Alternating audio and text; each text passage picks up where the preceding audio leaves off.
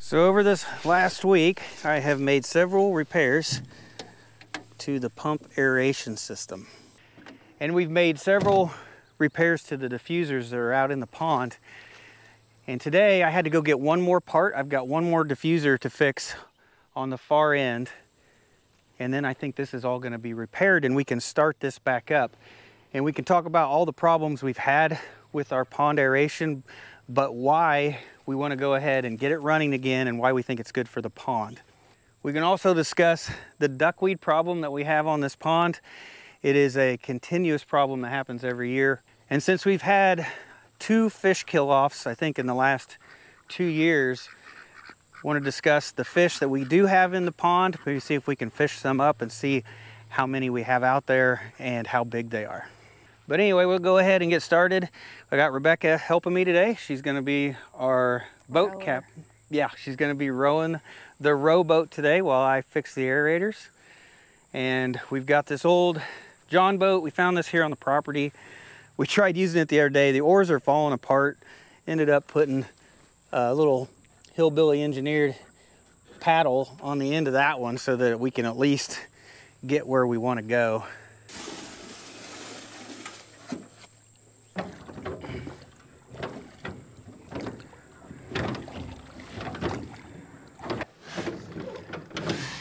So right here, this floating decoy is actually attached to our aerator with a nylon rope so that we can pull it up and work on it.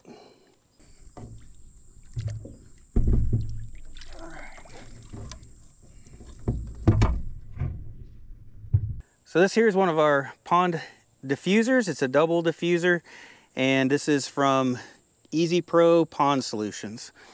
Now on one of these, we actually had this whole disc break off, and we've got it plugged. We'll show you that here in a minute. On this one, we found that the hose barb right here is broken off and the air is just shooting out of the hose instead of coming through these diffusers. These diffusers have little microscopic little pinholes in it, like 1,000 little pinholes, and this fizzes like pop, makes little bitty bubbles to aerate the pond water. But I'm gonna go ahead, I'm gonna take this apart. I'm gonna take this plastic fitting out of here. We're going to replace this with a brass fitting instead, and this should never break again. So here's the hose barb that broke off. This is actually like it's 2 hose barbs in one. So this is like a 1/2 inch hose barb, and then on the end of that was a 3/8 hose barb. It's missing. So then that what you attach to stuck out really far, and that makes it weak. It broke off easy, and it's actually inside of the pipe here.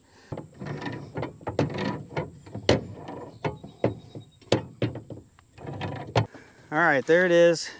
Got our new hose barb on here and clamped down, and then there's another clamp. This clamps the actual hose to keep it from backing off of there. But instead of lifting from the hose, which you probably could, I don't suggest it. That's why we ended up tying a rope on here to lift it on and off, or lift it in and out of the pond. All right, so this is repaired now, and to put it in the pond, the way this is designed, it's actually designed to float down and land on the bottom facing up with the weight of the metal and the shape that it is. So you basically just kind of drop it in there. Don't lower it down with the rope, just let it free fall to the bottom and it should land right. Okay, we need to probably paddle backwards and get to the end of that hose, and then I can drop it in. I'm just gonna make sure the rope is free, not caught on it. Let's drop it in. And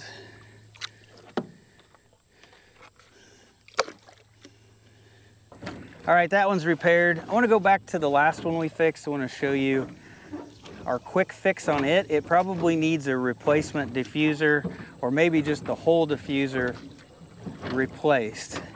And I've got a suggestion on what to buy from a pond specialist, but let's go. I want to show you what was wrong with the other one. There you can see all the duckweed swirling through the water. And right there, it don't really look that bad. It's when it gets real thick. That's not the one we fixed, right? Yeah. It is? This is the one we fixed. Okay. I'll tell you what, these little duck decoys, if you ever put in a pond aerator, I highly suggest doing this same thing. It really makes this a lot easier to work on. There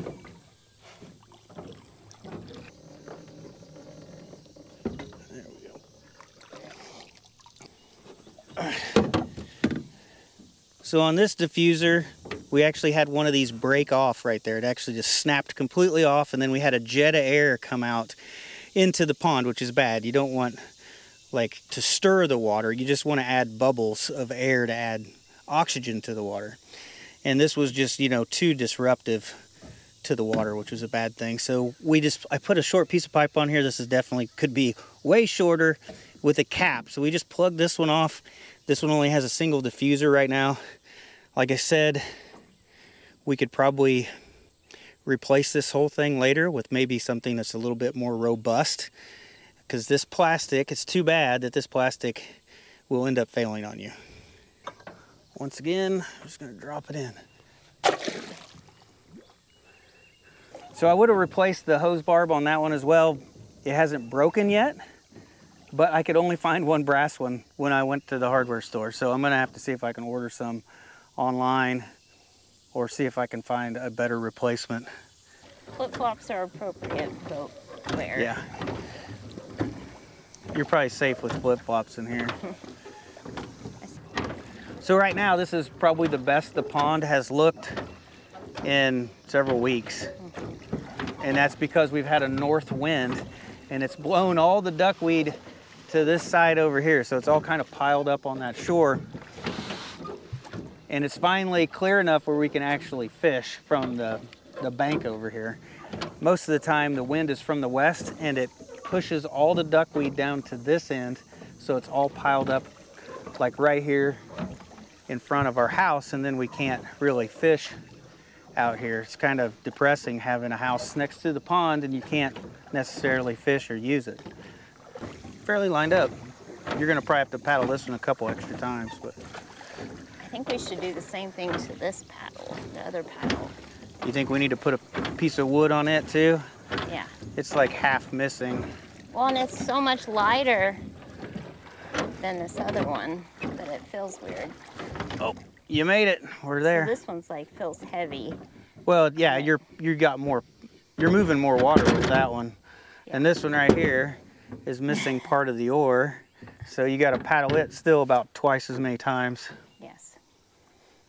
Don't no snakes come out.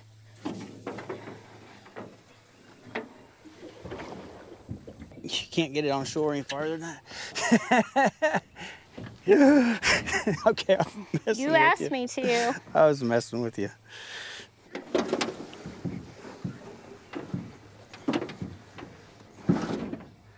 So when you start up a pond aerator, you're supposed to start it up like 15 minutes one day, then 30 minutes, and then an hour, then 2 hours. You just kind of double the time every day. And it takes about 10 to 14 days, I think somewhere in there, to finally get where an aerator pump is running 24 hours a day and running all the time. You got to start them up slowly. Well, when I first turned this on, I had lots of little problems and I kept on trying to troubleshoot and fix little things. And I ended up leaving it running because I assumed it was going to break in like the next few minutes. So I ended up like leaving it running. I ended up forgetting about it. I let it run like 12 hours. And that 12 hours at the beginning was enough where it killed most of the fish on my pond. I had thousands of fish die.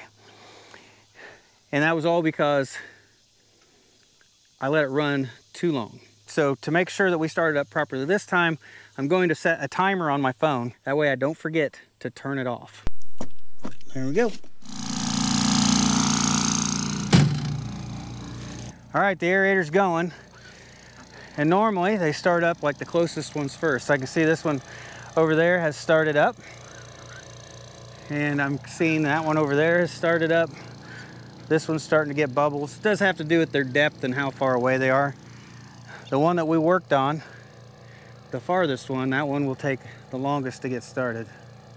So we're running the aerator for about 5 minutes now, and the one we're looking at on the screen, this is the deepest one. And you can see the air bubbles coming up, but you can also see the color of the water changing because it's stirring up all that muck and debris at the bottom, and it's kicking it up into the water. You can see it's almost kind of turning muddy around that aerator, and that's the real reason we're probably gonna do this on a timed basis and slowly start this up.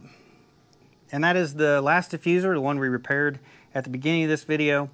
It is the farthest away. It took the longest to start up, but you can see it does still have the mud and stuff because it is down in some muck in the pond. And that's hopefully what this aerator is gonna eventually clean up over time. All right, it's been 15 minutes now. Go ahead and unplug it. All right, let's talk about the aerator and its problems. So when I bought this aerator pump, I bought it by itself. It did not come in this cabinet. I was trying to save some money, okay? So it actually had this manifold right here attached to the pump. And I mean, it has a warning on it, extremely hot, and I can't touch it, it'll burn me. And what happened was this manifold, since it was attached to the pump, got extremely hot as well.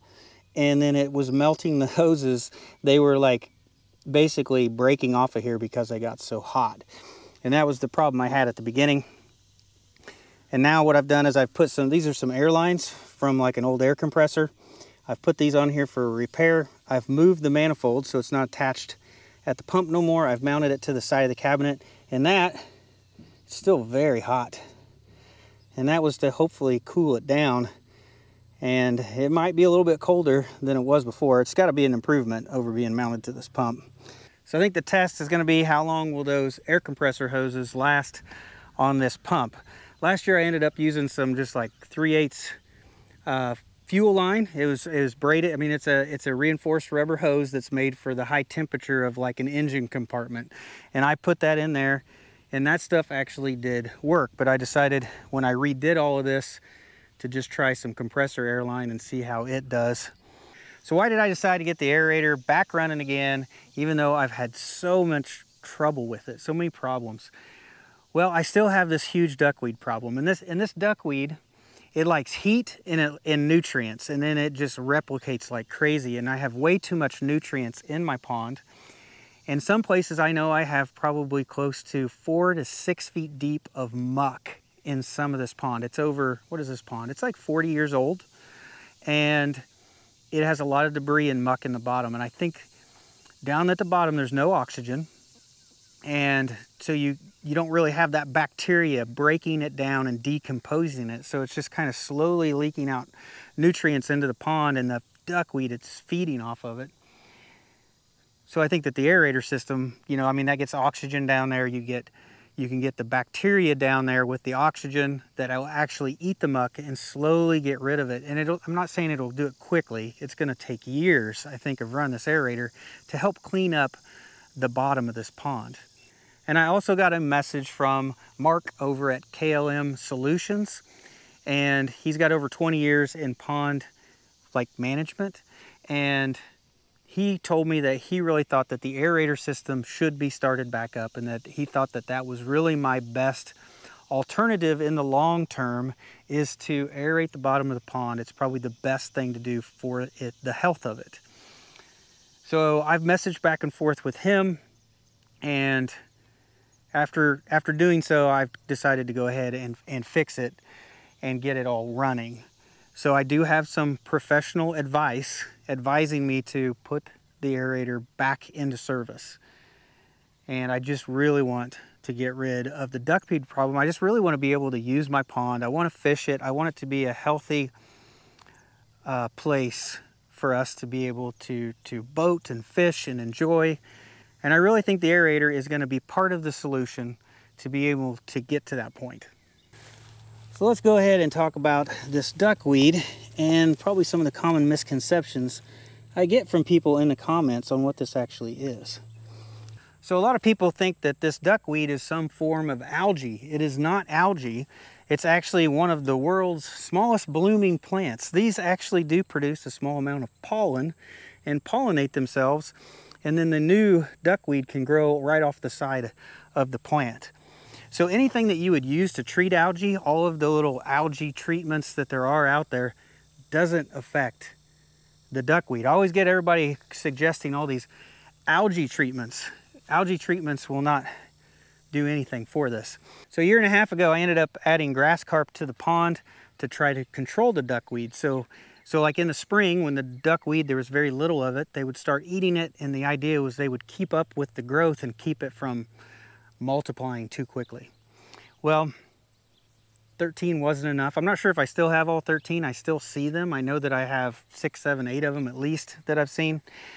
And that's just not enough to keep up with this amount of duckweed. I think there's just so much nutrients, and it's so hot that I don't know if the grass carp would ever really solve this problem.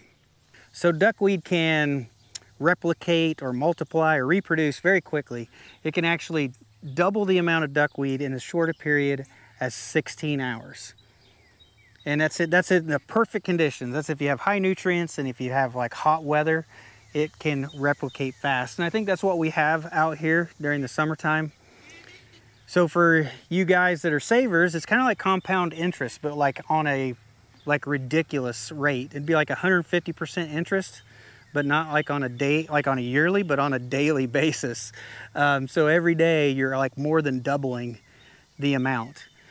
And I think that's what happens here. As soon as it gets over the 90s, it just goes crazy and it covers the entire pond. So another question I get about the pond is people are wanting to know what the fish situation is. Have all the fish gone? Do we still have fish? What's the fishing like? And to be honest with you, I have not fished in this pond this year at all. Now I have seen huge schools of fish. I have seen places where they have gathered up, and I'd seen probably 80 to 100 fish in an area. And I have seen them spawn. There's like the spawning beds where you see all the little craters out there where the bluegill or the crappie or bass or whatever are spawning. So I know there's still fish in the pond. I'm not sure how big they are. So I'm probably gonna grab Rebecca and we are going to fish, and we're gonna see what types of fish we catch today, how big they are, how many we catch, and we'll kind of get a good estimate on what the fishing is like and how well the fish have survived all of the little trouble we've had over the last couple years. Oh, I got one. First catch of the year. It's kind of small. I think all these small ones are close to shore. All right, fish number 2, another bluegill. I got one. All right, so this is what Rebecca just caught. I don't know if you will recognize that fish, but that is a very young crappie, I believe. These will be really good eating. Give them another couple years. Another crappie. Yeah. It wasn't fighting very hard. It's got like a black line down its head. Yeah, it does. Number 3. Number 3 for you. Yeah. Yeah, she's out fishing me. 3 to 1. Another little crappie. All right, there we go. There is another small crappie. So these crappie have a big enough mouth that they can get this lure in it. So that's, what is that now? 3 crappie and 2 bluegill? Yep. Total of 5 so far. Nothing big. Watch out for Rebecca and her casting. So we've got several bites, but haven't been able to hook most of them. And I think it's just small bluegill, too small to be able to get the entire lure in its mouth for us to hook it. So it's looking like we mostly have small fish in the pond, but we still have fish. Just caught fish number 3, another bluegill.